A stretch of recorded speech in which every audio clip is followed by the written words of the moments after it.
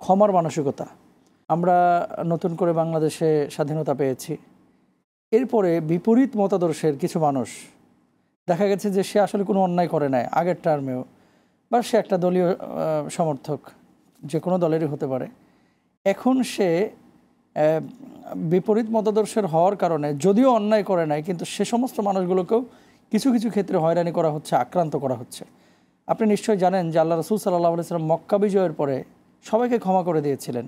কিছু মুনাফিক এবং চূড়ান্ত যারা শত্রু, ইসলামের দুশমন, তাদেরকে আল্লাহ রসুল ক্ষমা করেননি। এরকম 14 জন মানুষ ছিল। আমি সেদিকে যেতে যাচ্ছি না। আমি যেটা বলতে চাচ্ছি, একটা মানুষ বিপরীত মতাদর্শ হলেই কি তাকে আঘাত করতে হবে, তাকে জেল দিতে হবে, তাকে ফাঁসি দিতে হবে, তাকে দেশ ছাড়া করতে হবে, তাকে বাধ্য করতে হবে, মারধর করতে হবে, আমার দলভুক্ত করতে হবে জোরপূর্বক, আমার ধর্মে নিয়ে আসতে হবে, এরকম কোনো বিষয় কি আছে কিনা, এবং এই বিষয়গুলোকে ইসলাম কীভাবে দেখে? ধন্যবাদ। বিসমিল্লাহির রহমানির রহিম। আহমদুন সাল্লি আলা রসুলিল করিম, আম্মা বাদ।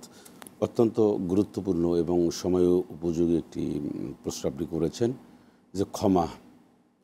আসলে দেখুন, আল্লাহ পাক এই যে মানুষ হত্যার ব্যাপারে, কেসাসের ব্যাপারে কিন্তু আল্লাহ পরিষ্কার করে বলেছেন যে এখানে এই কেসাস মানে হত্যার বদলে হত্যার একটা অপশন দিয়েছে, যে ভিকটিম, নিহতকারীর আত্মীয় স্বজন যদি ক্ষমা করে দিতে চান, অথবা কিছু রক্তপণ নিতে চান, অথবা কোনো না কোনোভাবে, তাহলে কিন্তু সেটার অপশন কিন্তু রয়েছে। তো হত্যার ব্যাপারে যেহেতু রয়েছে, সেহেতু আপনার সাথে একজন মানুষের দ্বন্দ্ব রয়েছে বা আপনাকে জুলুম নির্যাতন করেছে, আপনি কিন্তু চাইলে সেটা ক্ষমাও করে দিতে পারেন, অথবা আপনি সেটা যতটুকুন ফামানিয়াতাদা আলাইকুম ফাতাদু আলাইহি বিমিসলি মা তাদা আলাইকুম, কোরআনুল কারীমের স্পষ্ট কথা, তোমার সাথে যে যতটুকুন করেছেন ততটুকুন তুমি করতে পারবে, বেশি বাড়াবাড়ি করতে পারবে না।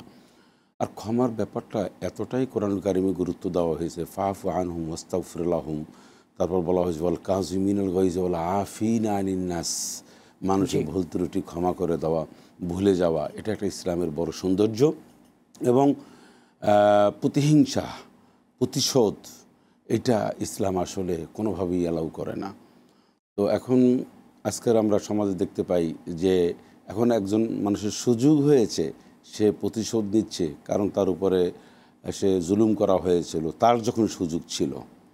তো এখন এইরকম যদি আমরা প্রতিশোধ বা প্রতিহিংসা, এটা যদি আমরা জিয়ে রাখি, অব্যাহত রাখি, তাহলে সমাজ তো চলবে না, সমাজের সৌন্দর্য হারিয়ে ফেলবে, নষ্ট হয়ে যাবে। সেই জন্য একজন মানুষের উচিত হচ্ছে ক্ষমা করে দেওয়া। বিশ্বনবী সাল্লাল্লাহু আলাইহি ওয়াসাল্লামের যে আপনি আদর্শের কথা বললেন, তিনি সারাজন মানুষকে ক্ষমাই তো করে দিলেন, তারপরে প্রতিহিংসা তিনি করেননি, সাহাবায়ে আজমাইনগণও ঠিক তাই করেননি। আমরা যদি সেই মত অবলম্বন করি, তাহলে ক্ষমা করে দিলে কি হবে, যে মানুষের ক্ষমা করে দিলাম সে অন্তত এতটুকু বুঝবে যে আজকের আমি যে অন্যায় করেছিলাম, সেই অন্যায়টা আমি ক্ষমা করে দিলাম, ক্ষমা করে দিয়েছি, আমি ক্ষমাপ্রাপ্ত হয়েছি, বাট ভবিষ্যতে আমিও তার রীতিনীতি অবলম্বন করব, আমি আর অন্যায় করব না।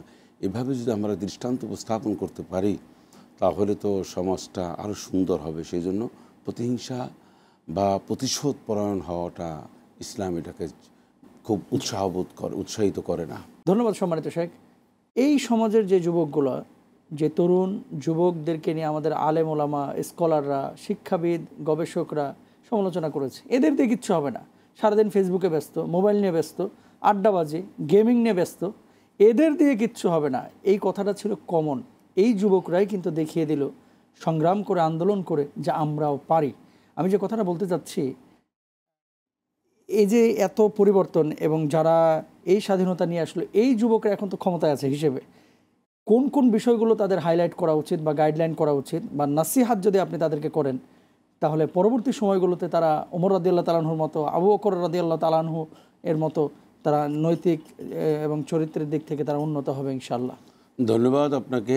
আসলে যারা মন্তব্য করেছিল যে এই যুবকদের দিয়ে কোনো কিছুই হবে না, জি, এটা ছিল একটি গবেষণামূলক, তাদের এই মন্তব্যটা ছিল না। তারা ঐতিহাসিক দৃষ্টিকোণ থেকে তারা বলেনি, মুখস্থ বলেছে, অসুস্থ একটা মন্তব্য তারা করেছে। পৃথিবীর ইতিহাসে একদম ইসলামের শুরু থেকে এ পর্যন্ত যে দেশ বা জাতি, ইসলামী ইতিহাস আপনি বলেন আর জেনারেল ইতিহাসের যত বিপ্লব, যত দেশের যা কিছু ঘটেছে, সেখানে সবচেয়ে বেশি ভূমিকা পালন করেছে যুবকরা। জি, ইসলামী রাসূলুল্লাহ সাল্লাল্লাহু আলাইহি সাল্লামের সময়ও কিন্তু যুবকরাই সবচেয়ে নেতৃত্ব দিয়েছেন এবং ইসলামের বিজয় তারা ছিনিয়ে এনে দিয়েছেন। বদরের যুদ্ধ বলেন, ওহুদের যুদ্ধ বলেন। যাই হোক, এখন এই যুবকরা কিন্তু দেখিয়ে দিয়েছে যে কিভাবে একটা দেশের বিপ্লব ঘটাতে হয়, অথবা কোন আঙ্গিকে কোন পলিসিতে। এটা আমরা স্মরণ করি। আর এর সাথে সাথে আমরা স্মরণ করছি জুলাই আগস্টে যারা শাহাদাত বরণ করেছেন তাদেরকে আমরা তাদের স্মরণ করছি। আল্লাহ পাক তাদের শাহাদাতের মর্যাদা দান করুন। আমিন। এখন এই যুবকরা, তাদের হাতে নেতৃত্ব আসবে, যুবকরা নেতৃত্ব দিবে। তবে সেই নেতৃত্ব ধরে রাখার জন্য সবচেয়ে তাদের যে কাজটি করতে হবে সেটা হচ্ছে নিজের সকল স্বার্থ, নিজের লোভ লালসাকে নিজ থেকে, নিজের কাছ থেকে এটা অত্যন্ত পরিষ্কারভাবে তাদের দূরে সরিয়ে রাখতে হবে। মনে রাখতে হবে এই দায়িত্ব হচ্ছে একটি আমানাত, এই জাতির আমানাত। জাতির দায়িত্ব যদি সে অবহেলা করে তাহলে কিন্তু সে আস্থা করে নিক্ষিপ্ত হবে। আর যদি সফলতার সাথে হযরত ওমর, খালিদ বিন ওয়ালিদের মতন যদি সে এটাকে সফল হতে পারে তাহলে স্বর্ণাক্ষরে কিন্তু তার নাম লিপিবদ্ধ থাকবে এবং জাতি তাকে সত্যিকার অর্থে বুকে এবং ধারণ করে রাখবে। এখন সেজন্য তাদের সততা, নিষ্ঠা এবং তাদের সকল বৈষম্য দূরীকরণের যে একটি আন্দোলন বা যে প্রজ্ঞা রয়েছে সেটা তাদের বাস্তবায়ন করতে হবে। এজন্য যারা অভিভাবক রয়েছেন, এই ছাত্রদের, এই যুবকদের উচিত, যারা স্বচ্ছ, মেধাবী, বয়োজ্যেষ্ঠ, জ্ঞানের দিক থেকে যারা বয়োজ্যেষ্ঠ এবং যারা নীতিবান, যারা চরিত্রবান, তাদের আদর্শ বা তাদের পরামর্শ গ্রহণ করা, তাদের অ্যাডভাইজার, এক কথায় তাদের এমন কারোর কাছ থেকে অ্যাডভাইস নেওয়া যারা দুর্নীতি করে না, যারা নামাজি, কালামি, পরেজগার, দিনদার, মুত্তাকি, রাজনৈতিক প্রজ্ঞা রয়েছে, এমন সব মানুষের কাছ থেকে তাদের কিছু জ্ঞান বা পরামর্শ নিয়ে দেশ পরিচালনা করতে পারে তো সফল হবে ইনশাআল্লাহ। ধন্যবাদ মোহতারাম।